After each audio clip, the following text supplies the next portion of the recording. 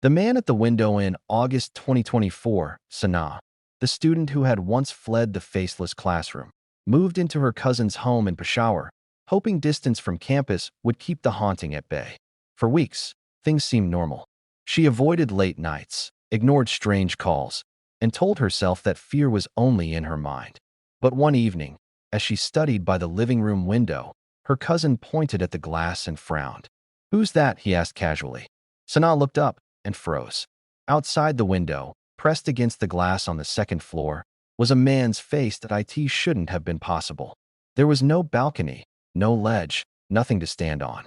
The figure hung there as though weightless, his skin pale, swollen, waterlogged, his eyes a faint, glowing white. His lips moved soundlessly against the glass, forming words she couldn't hear. Her cousin leapt up and yanked the curtains shut, his face drained of color. They sat in silence, their breaths ragged, neither daring to speak. When Sanaa finally found the courage to peek outside again, the window was empty. But the faint outline of handprints, wet and smeared, remained across the glass. That night, the noises began. 3 slow knocks echoed through the walls at 3:09 a.m., the sound reverberating from one room to the next. When her cousin went to check the front door, no one was there. But as soon as he stepped back inside, they both heard the knocking again, this time from the bedroom window upstairs. Sanaa locked herself in, clutching her phone. A new voicemail appeared, timestamped 3:09, though the phone had never rung. Shaking, she played it. The message was muffled but unmistakable. "We're here." By dawn, her cousin was gone. His bed was empty, sheets wet as though soaked in rain. The window beside his room was wide open, handprints streaking the glass from the outside inward. Sanaa fled the house, calling Adil in desperation. Through sobs, she explained what had happened, how she had seen the drowned man with her own eyes. Adil listened quietly, then admitted something she didn't want to hear. "He's following all of us. You, me, Rabia. We opened the door the first time we answered him. Now he doesn't need permission." Sanaa never returned to that house. To this day, she insists the man at the window wasn't just watching. He was choosing. And she fears her cousin hadn't been taken by mistake, but in her place. Every night since, at 3:09, she refuses to look at any window, too afraid of who might be waiting just on the other side.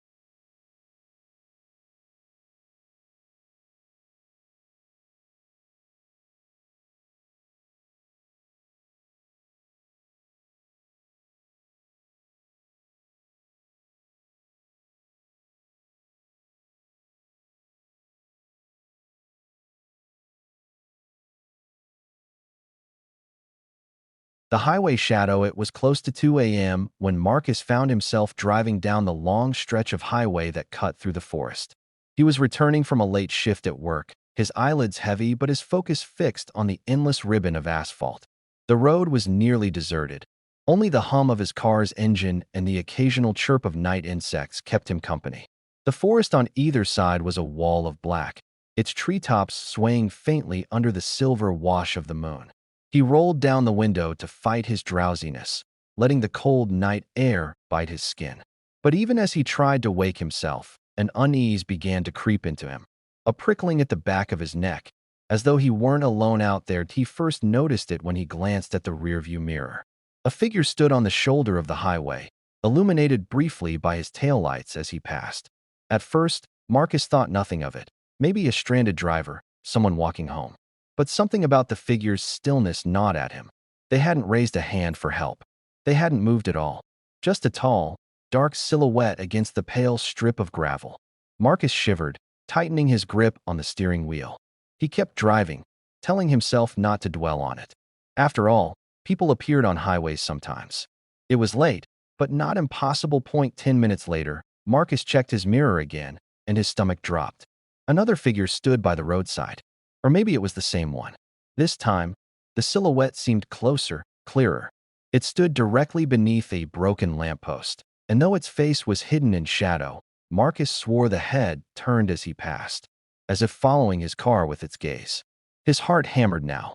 He pressed the gas pedal harder, trying to put distance between himself and whatever he was seeing. But each time the headlights swept over the next stretch of road, he felt an unbearable tension, bracing for the sight of another shadow. Eventually, Marcus spotted a gas station up ahead, its neon lights buzzing faintly in the night. Relieved, he pulled in, parked by the pumps, and took a deep breath. The clerk inside looked startled when Marcus hurried through the glass doors, pale and rattled. He explained quickly, asking if anyone else had reported seeing people on the highway. The clerk shook his head, frowning. "No one's been out there tonight," he said. Marcus pressed, describing the figure in detail, the tall shadow, the way it seemed to appear again and again. The clerk stared at him for a long moment before replying. "That's not the first time I've heard someone say that," he admitted quietly. "People say there's something that follows cars out there, always standing on the side of the road." Marcus felt his blood run cold. Against his better judgment, he turned to look back outside. His car sat alone under the bright station lights, but beyond that, where the glow faded into the dark highway, he thought he saw movement. A single silhouette, perfectly still, just at the edge of where the light reached. He blinked hard, and it was gone. Marcus didn't wait around to see if it would return. He filled his tank with trembling hands, drove home without looking in the mirrors, and vowed never to take that stretch of road at night again. But sometimes, even now, when he closes his eyes, he swears he can see it, waiting for him in the dark, just outside the reach of the headlights. The elevator passenger Nina had just finished a late shift at the hospital when she returned to her apartment building. It was close to 3 a.m., and the lobby was empty except for the faint hum of the vending machine and the flickering overhead light that buzzed like a trapped insect. She hated coming home at this hour. The building always felt different at night, its quiet pressing in on her as though it were holding its breath. She swiped her key card, entered the lobby, and made her way toward the elevator. When the door slid open, she was relieved to see it was empty. She stepped inside, pressed the button for the 7th floor, and leaned against the cold wall with a sigh. But just as the doors were about to close, a hand darted in, stopping them. A tall man slipped inside. He didn't look like anyone Nina recognized from the building. His clothes were plain, outdated, and his expression strangely blank. He gave her no acknowledgement, no nod or polite word, just stood in the opposite corner, staring straight ahead. Something about his stillness unsettled her, but she forced herself not to overthink it. People rode elevators in silence all the time. Still, the air between them felt heavy, as if the tiny space were shrinking by the second. The elevator jolted as it began to ascend, but almost immediately, it shuddered and stopped between floors. The lights flickered, then dimmed to a weak glow. Nina's heart jumped. She pressed the door open button, then the emergency call, but neither responded.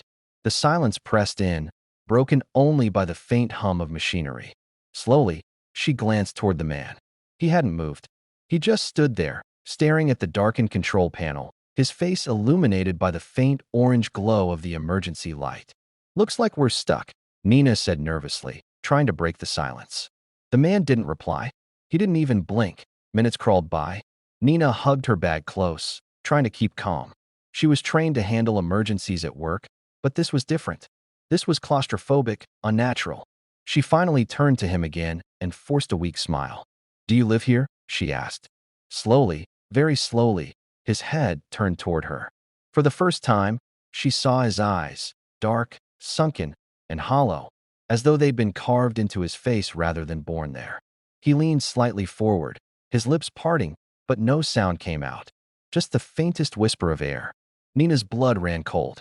She pressed frantically at the buttons again, her heart racing so fast she thought she might pass out. Suddenly, the elevator lurched back to life. The lights flickered, the machinery groaned, and the numbers climbed steadily upward. Nina's eyes stayed glued to the glowing panel, refusing to look at the man again.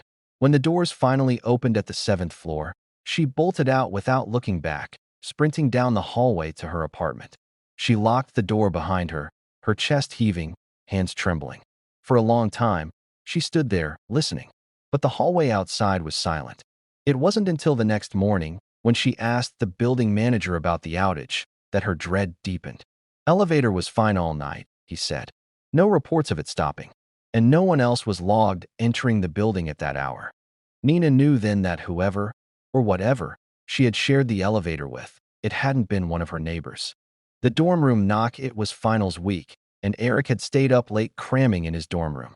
His roommate had gone home for the weekend, leaving him alone in the two-person space. At first, Eric enjoyed the quiet. No distractions, no chatter, just the scratch of his pencil and the hum of his desk lamp. Outside the narrow window, the campus was still, the courtyard lit by pale orange lamps. By the time he noticed the clock glowing 3:12 a.m., his eyes were heavy, and his brain felt like sludge. He tossed his notes aside, stretched, and decided it was time to get some sleep. He had just pulled his blanket up when a knock echoed against the door. Sharp, deliberate, 3 raps. Eric sat up, confused. It was the middle of the night. Nobody should have been visiting, and security usually patrolled the halls. He waited, listening. A minute passed, then another knock came. This time, slower. He slipped out of bed and crept toward the door, pressing his ear against it. Silence. He considered peeking through the peephole, but something in his gut told him not to. Instead, he whispered, "Who is it?" No answer. Just the faintest shuffle of footsteps in the hallway. Uneasy, Eric crawled back into bed, pulling the blanket over his head like a child hiding from shadows. He told himself it was probably a prank. Other students pulling all-nighters, trying to get a laugh. But just as his eyelids began to droop, the knock came again. Louder this time. More insistent. Eric's heart pounded as he stared at the door from across the room. He couldn't bring himself to get up again. His throat felt dry. Then, from under the doorframe, he noticed something. A shadow. A pair of feet, perfectly still, standing just beyond the door. Eric's body locked in place. He didn't breathe. The feet didn't move, didn't shift, didn't shuffle. Whoever it was just stood there, waiting. After what felt like forever, the shadow slowly receded, swallowed by the dark hallway. Eric lay back, every muscle tense, his eyes glued to the door. Just when he thought it was over, his phone buzzed on the nightstand. A new message. He grabbed it with trembling hands. The text was from an unknown number. It read, "Why didn't you open the door?" Eric's phone slipped from his grasp, clattering onto the floor. He scrambled to silence it, his chest tight with panic. The knock didn't come again that night, and when he dared to open the door in the morning, the hallway was empty. But taped to the outside of his door was a small, folded piece of paper. He unfolded it with shaking hands. In messy handwriting, it read, "You should have let me in." Eric left campus housing the next semester, transferring to a different school. To this day, he never answers unexpected knocks past midnight, no matter how insistent they sound. The night guards monitor. Daniel had worked as an overnight security guard for nearly 3 years, stationed at a corporate office building downtown. The job was usually quiet. Empty halls, echoing stairwells, and banks of computer screens showing live feeds from every corner of the building. He passed most shifts with coffee and crossword puzzles, grateful for the paycheck, though the silence often made him jump at shadows. This night was no different. At 2:45 a.m., the cameras flickered briefly, as they sometimes did, before stabilizing again. But when Daniel leaned closer to the monitor, he frowned. One of the feeds showed movement in the lobby. The front doors were locked, the alarm system engaged. No one should have been there. Yet on the screen, a tall man stood just inside the glass doors, motionless, his head tilted upward as if staring at the camera itself. Daniel froze. He knew every janitor and every late-night worker in the building, and this man wasn't one of them. His clothes were plain, outdated, and his expression eerily blank. Features that stirred something faintly familiar in Daniel's mind. Slowly, he reached for the intercom. "Hello? Can I help you?" His voice crackled through the speakers, but the man didn't react. He just stood there, still and silent. Daniel grabbed his flashlight and keys, forcing down the dread that crawled up his spine. When he reached the lobby in person, it was empty. No man, no footprints on the polished floor, no sign that anyone had ever been there. Shaken, he returned to the security office and rewound the footage. To his horror, the monitor now showed nothing. No man, no movement, just an empty lobby, as if the system had recorded over the moment entirely. He rubbed his eyes, questioning himself, when another monitor flickered. This time, the man appeared in the hallway on the 7th floor, still, waiting, facing the camera. Daniel's heart thundered. The 7th floor had been vacant for months, the offices cleared out. He watched, paralyzed, as the man slowly raised a hand and knocked against the wall.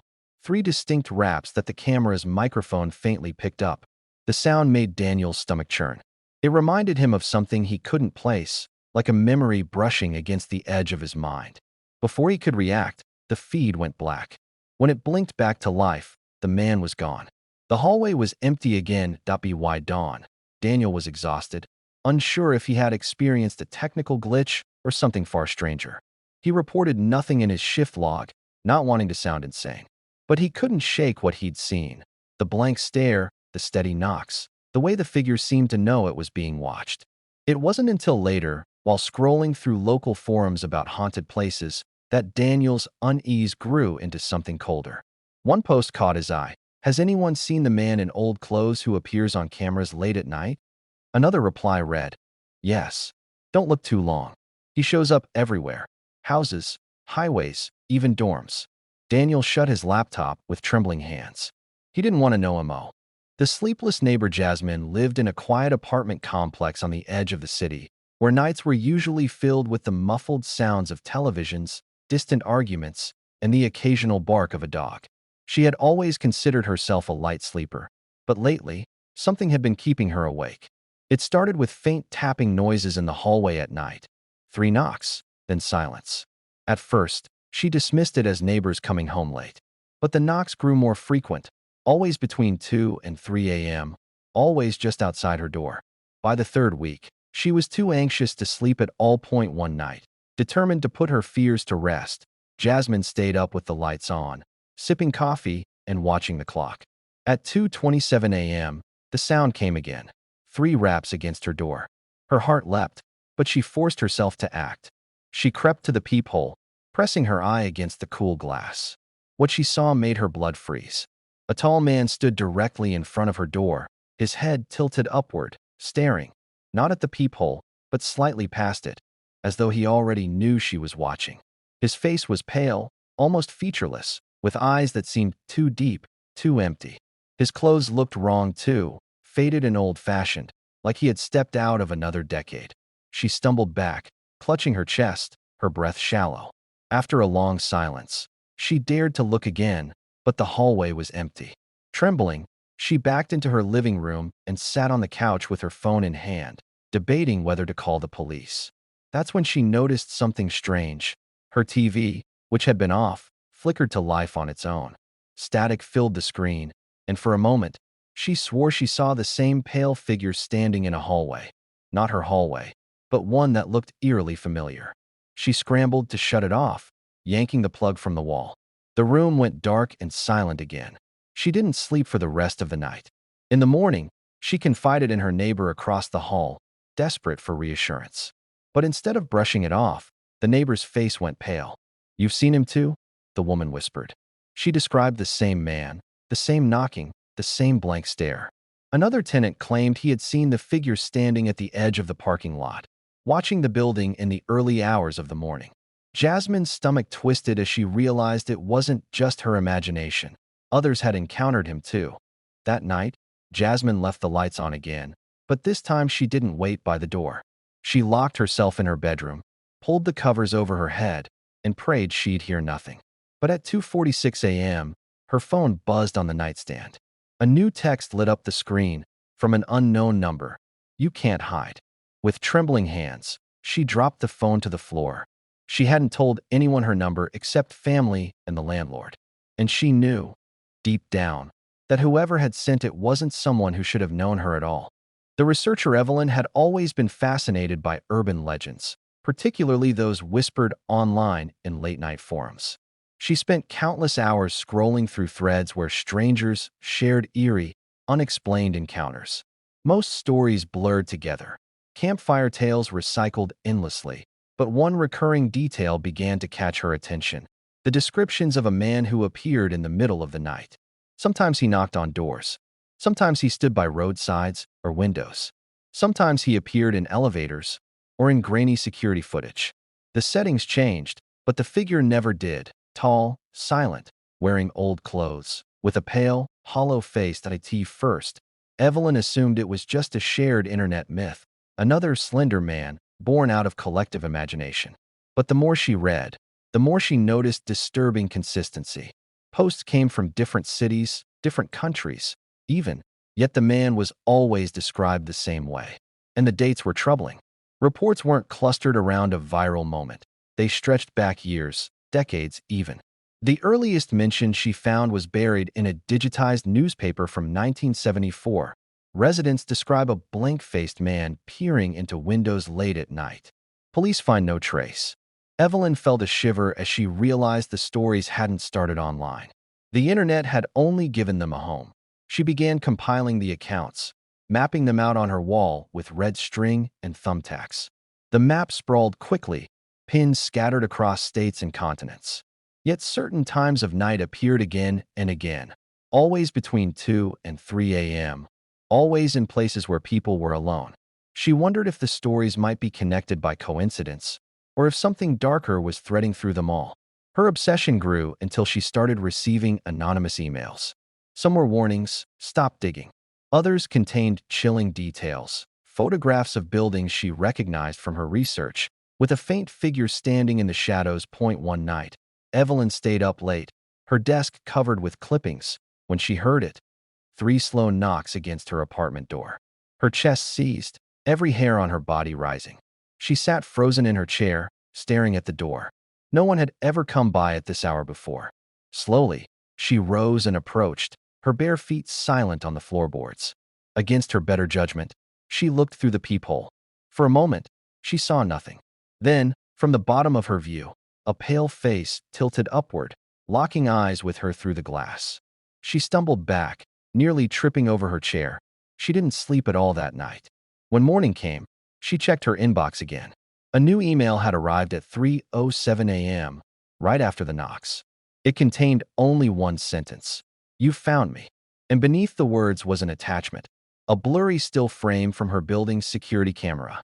There she was, standing at her door, her own terrified face caught mid-stumble. But the worst part wasn't her. It was the tall figure standing just behind her, one hand raised toward her shoulder. The motel room. Ryan had been on the road for nearly 12 hours, driving through the dead of night to put as much distance as possible between himself and home. He didn't like to admit why he'd left so suddenly. The truth was, he'd seen something, someone, standing outside his bedroom window 2 nights earlier. A tall figure in faded clothes, pale and blank-faced, watching him from the yard. When he turned on the light, it vanished. But later, when he checked his phone, he found a new photo in his gallery, his own sleeping body, taken from inside his room. Ryan hadn't told a soul. He just packed a bag and left, heading west with no clear destination. By 1:30 a.m., exhaustion forced him off the highway.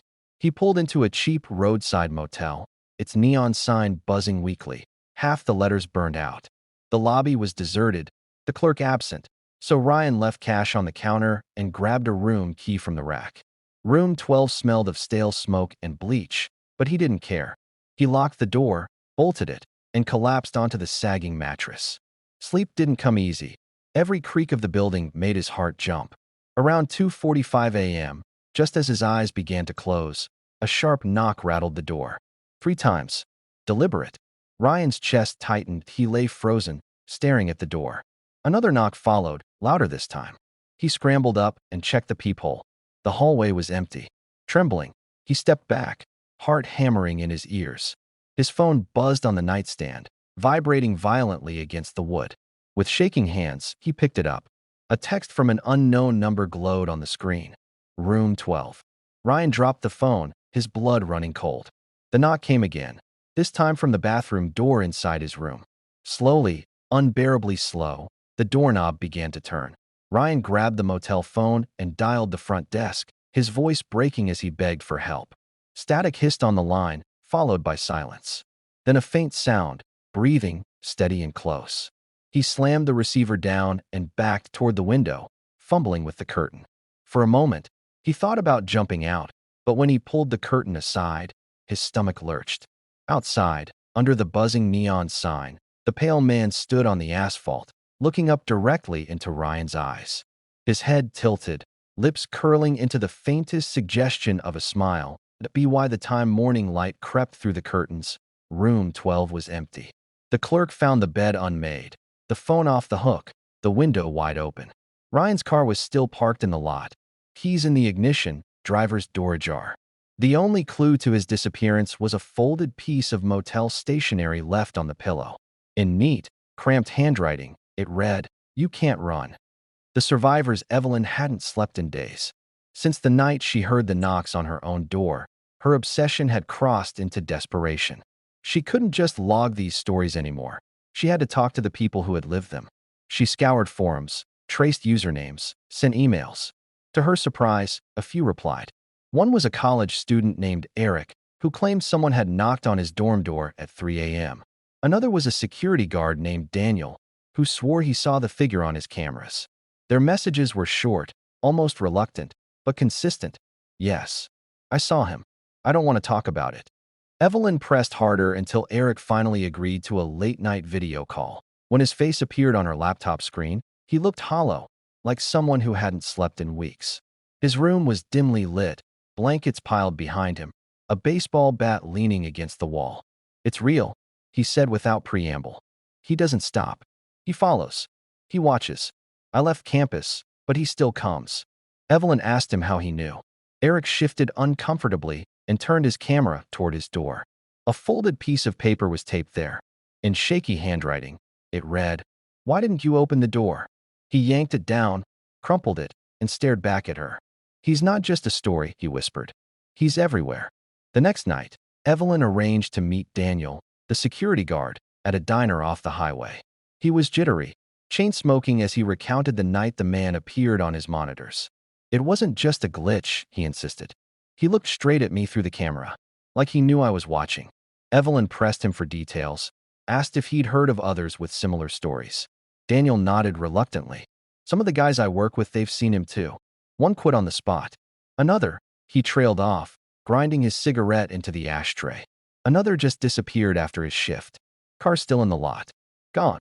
As Evelyn scribbled in her notebook, Daniel's eyes flicked toward the window. She followed his gaze, her stomach lurching. Across the empty parking lot, a man stood under the weak glow of a lamppost, tall and pale, his head tilted upward as though studying the diner's glass. Daniel cursed under his breath. "He followed me here." Evelyn's hands shook as she snapped her notebook shut. For the first time, she realized the danger wasn't in reading the stories. It was in connecting them.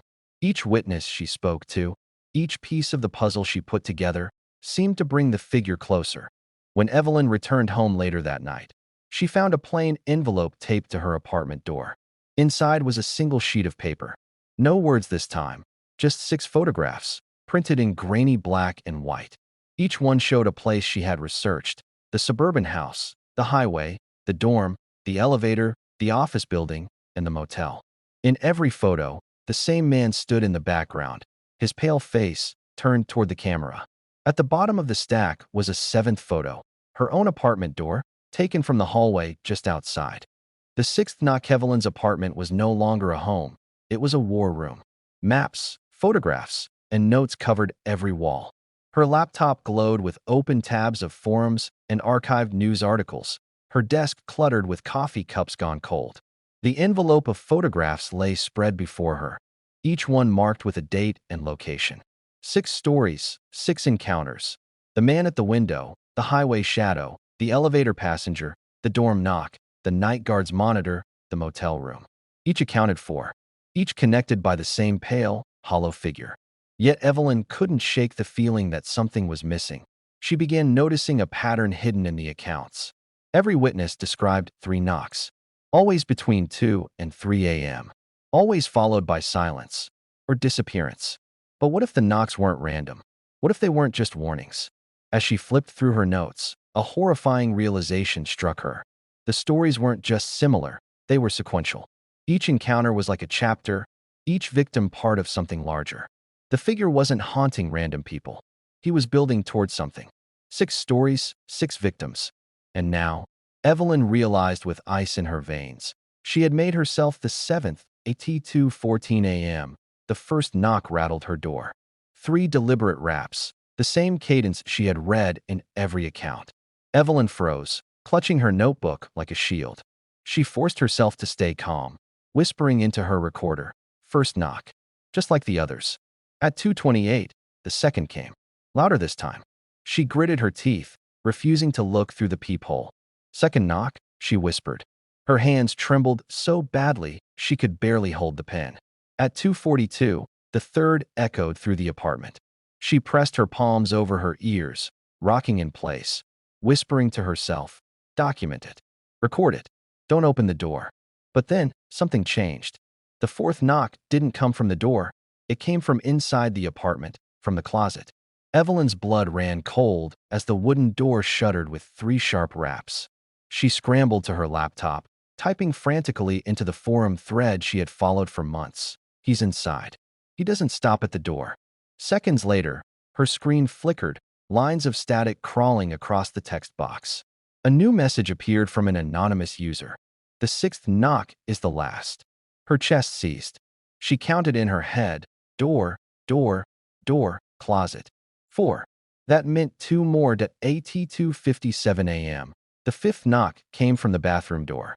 Slow, heavy. The walls seemed to vibrate with the sound. Evelyn backed against the front door, tears streaming down her face. She thought about running, but deep down she knew, just like the others, there was no running. She whispered into the recorder, her voice breaking. "If someone finds this, don't follow the stories. Don't connect them. That's how he finds you." Then, as the clock ticked to 3 o'clock, the 6th knock came. Not from the door, or the closet, or the bathroom. It came from just behind her, on the wall where her notes and photographs hung. 3 sharp raps. Evelyn turned slowly, her mouth open in a silent scream. When neighbors reported her missing the next morning, the apartment was found locked from the inside. Her maps, photos, and notes were torn from the walls, scattered across the floor. The laptop screen still glowed faintly, displaying her final typed words. "The 6th knock is the last." Of Evelyn herself, there was no sign, except for a single folded note left on her desk. In cramped handwriting, it read, "Now you know the 7th story."